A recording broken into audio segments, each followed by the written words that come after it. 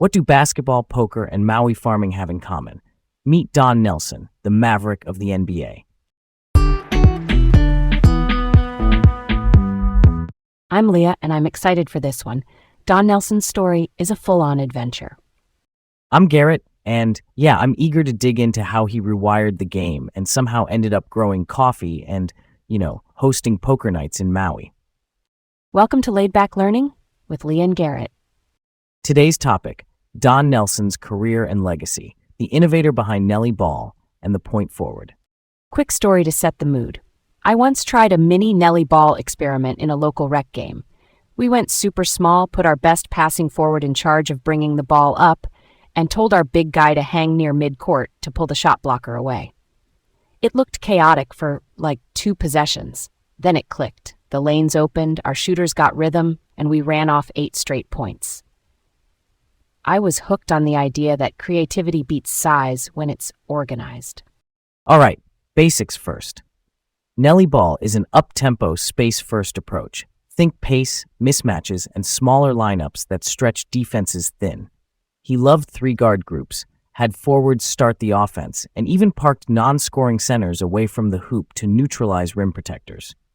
A rim protector is that big who waits near the basket to swat shots. By moving him out, you open the paint.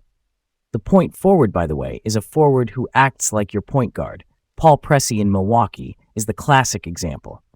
Why does sticking a non-scoring center near midcourt help, though? Isn't that just dead space? Good question. It's subtraction that adds. If the other team's shot blocker follows your big out, there's nobody at the rim to scare your drivers. If he stays back and ignores that big, then your big becomes a free safety for handoffs or screens at the top.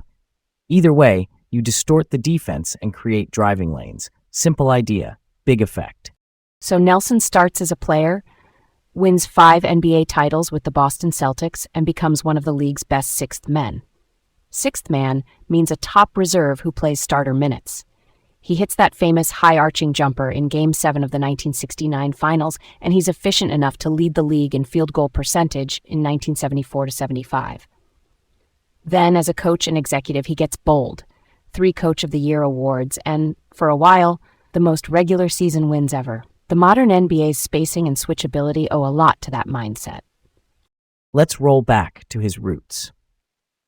Don Nelson grew up around farms, born in Muskegon, Michigan, then raised on his grandfather's farm near Sherrod, Illinois. He learned to shoot on a spokeless bicycle wheel tacked to a shed in a chicken yard. That DIY upbringing shaped his comfort with weird solutions. Later, the family moved to Rock Island, Illinois. He hit gyms on his walk to school, and the reps paid off. He starred in high school with some wild lines, like 39 and 20 in one game, then landed at Iowa with Coach Sharm Shorerman, an alum who believed in him when others didn't.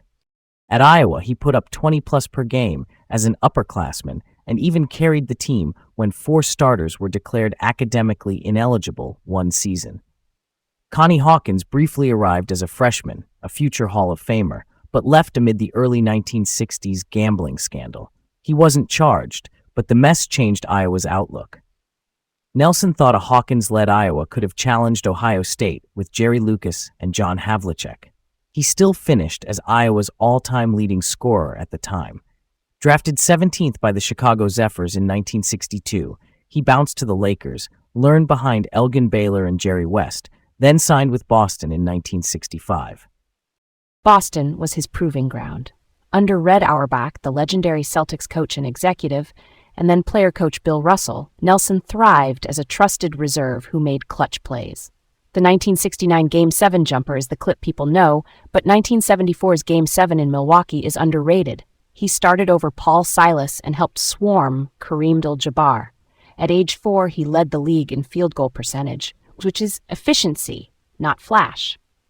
Also, real talk, his one-handed free throw was delightfully odd. He leaned, hopped, and pushed it with one hand and still shot nearly 77% for his career and over 80% in the playoffs. His number 19 is in Boston's rafters, which tells you how valued he was. Then he jumped to coaching in Milwaukee in 1976, taking over midseason after a 3-15 start. He added front office duties soon after, which meant he could shape the roster to his ideas. He traded Swen Nader for the pick that became Marquez Johnson, an elite wing. Brought in Bob Lanier, a star center with touch and leadership. Later added Jack Sikma, a shooting center with serious IQ. And he made Paul Pressey the point forward so he could play two scorers like Sidney Moncrief and Ricky Pierce together without losing playmaking.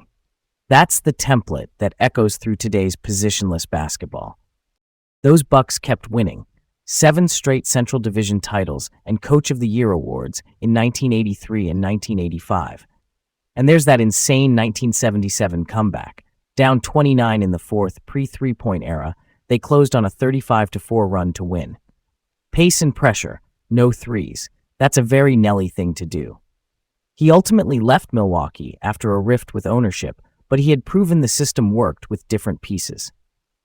Next came Golden State. He bought a minority stake and became head coach and a vice president. He leaned into run and gun, fast, early shots with an emphasis on transition. Fans fell in love with Run TMC, Tim Hardaway, an elite ball handler and killer crossover, Mitch Richmond, a powerhouse scoring guard, and Chris Mullin, a smooth lefty wing with deep range. Sometimes Sarunas Marciulionis, a rugged Lithuanian guard, joined the party, and they even used 6'8" Rod Higgins at center. Nelson won Coach of the Year again in 1992 and drafted Latrell Sprewell that year, an athletic two-way wing who popped right away. Then the Chris Webber chapter. In 1993, he traded for Webber, the number 1 pick, an awesome passer and face-up big, but they clashed over him playing center in Nelson's system. Webber threatened to use an out clause, and the team traded him in 1994 for Tom Gugliotta and picks. Nelson even offered to resign rather than trade Webber, yet the trade happened. He resigned in 1995. Around then, he also coached USA Basketball's Dream Team 2 to a gold medal at the 1994 Worlds. That roster had Shaquille O'Neal, Reggie Miller, Joe Dumars, Alonzo Mourning, and more. Big win. Then came a short, bumpy Knicks stint in 1995-96. It clashed philosophically because New York's identity was defense first and slow, while he wanted speed and space. He even floated trading Patrick Ewing to chase Shaq. That was a no-go. He was fired in March 1996. Dallas was the next reinvention. In 1997, he took over as coach and general manager for a team that needed a fresh build. On draft night in 1998, he engineered moves to get Dirk Nowitzki, a 7-footer from Germany with guard skills, and Steve Nash, a Canadian point guard with elite vision and shooting. People doubted it at first, but that trio with Michael Finley laid the groundwork for a 60-win team and a 2003 Western Conference Finals run. When Dirk got hurt in that series, the Spurs pulled ahead, but the blueprint was clear. And in 2004, Nelson introduced the hack-a-Shaq tactic in Dallas, deliberately fouling poor free throw shooters to muck up rhythm. Controversial, but mathematically sound in spots. He stepped down in 2005, with Avery Johnson taking the reins, and Dallas reached the 2006 finals. He'd hit milestones along the way, like becoming just the 3rd coach to 1,000 wins in 2001. Then came one more Bay Area encore. In 2006, he returned to Golden State. Chris Mullin, the former star-turned-executive, brought in Al Harrington and Steven Jackson mid-season, and it clicked late. They closed 16-5, and in 2007 upset the 67-15 Mavericks in Round 1, the biggest seed upset at that time. Oracle Arena was shaking. He even reunited briefly with Chris Webber in 2008, which felt like a healing moment, though injuries cut that short. They won 48 games that year and still missed the playoffs because the West was brutal. In 2009, Nelson pushed for Stephen Curry at number 7. He saw the feel and the shooting and said, "Yup, that's the guy." Curry changed basketball. In 2010, Nelson passed Lenny Wilkins for the most regular season coaching wins. Then came the ownership transition. He left before the 2010-11 season and later said he'd been fired. He entered the Hall of Fame in 2012, finished his Iowa degree the same year, Spanish classes and all, and settled into Maui life, growing flowers, coffee, and cannabis, hosting poker nights with folks like Willie Nelson and Woody Harrelson. Later, he moved to Texas in 2026 and passed away that August at age 86. He also never forgot his farm roots. In 1986, he created a fund to help Wisconsin farmers, even donating his playoff bonus. That's close to the heart of it for me. Let's talk about a sticky point. Was his 2010 Warriors exit a resignation or a firing? Publicly, it was announced as a resignation, but in 2011, he told KNBR Radio that he was fired. The new owners, Joe Lacob and Peter Guber, reportedly wanted a younger coach and a reset. I lean toward calling it a mutual parting. New ownership often brings in their own people, and the team was pivoting to a long-term development arc. That's not a knock, it's change management. Sometimes the cleanest narrative is, we're going in a new direction, thank you for everything. It preserves dignity on both sides. I hear that, but when the coach himself says he was fired, I tend to take that at face value. The strategic vision clearly diverged. Nelson favored the creative veteran-led push, while ownership wanted a younger bench boss and a different timeline. That's a forced exit, even if it's framed politely. Either way, what do you think it does to a legacy when a transition plays out like that? Does it stick, or do the wins and innovations wash it out over time? For me, fit matters more than finish. He left behind a draft pick in Stephen Curry that unlocked a dynasty later, and he held the wins record until Greg Popovich passed him in 2022. The exit label fades, the structural impact stays. Still, the optics remind coaches that alignment with ownership's timeline is everything. Pop culture quick hits. Run TMC became a brand, almost like a band name people still reference. And Hack-a-Shack, the intentional fouling tactic, entered everyday NBA talk. Also, his one-handed free throw is legend in every Weird Shots video, and his Maui poker nights with entertainers kept him in the public eye long after he left the sidelines. Okay, what if corner? What if Connie Hawkins had stayed eligible and remained at Iowa? Hawkins, a future Hall of Fame forward with ridiculous athleticism and touch, could have made Iowa a powerhouse. Nelson believed they might have edged Ohio State, which had Jerry Lucas and John Havlicek. That changes a lot. I picture a dominant Iowa team that raises Nelson's national profile even more.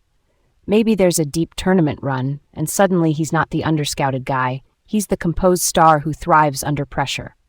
That can reframe how NBA teams view him, not just as dependable, but as a centerpiece who lifts others.